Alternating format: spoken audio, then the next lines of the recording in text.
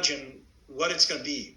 As I say, this, you take the notion and you start to fill it out in that rapid early stage of getting a sense of what are the events, how long is it going to take, where is it going to be, how many people are in it, these key questions.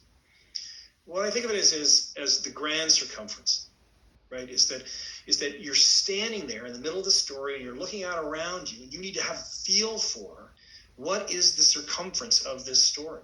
Because once you get to human events, the events could go on forever. It could be 1,000 characters. It could take 1,000 years. You could go to 50 different places. So what is this story? What is the circumference that defines the limits of this story? And once you have a feel for that circumference, then everything that is important to the story should be in the circumference. And everything that's not important should be on the other side of the line.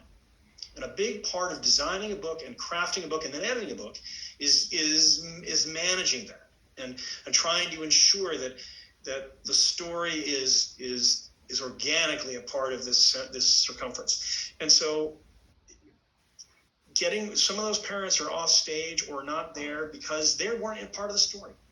I don't want them in the story. They're going to make a mess of the story. They're going to have their own opinions, their own backstories. They're going to be, they're going to have their own this and that.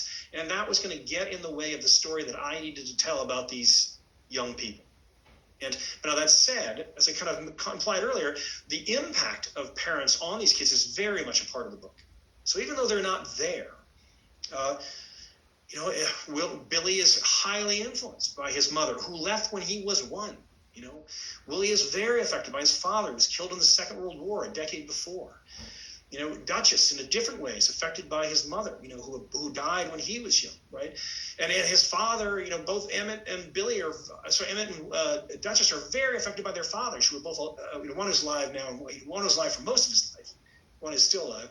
But the decisions that Duchess's father makes and Emmett's father makes, which are bad decisions, have huge repercussions on the way that Duchess and Emmett have grown up and the way they see the world. So on the one hand, as I say, the story is really focused on the kids, and I wanted the circumference to be gathered tightly around them, but I knew that the lives and decisions of the parents were going to have a great impact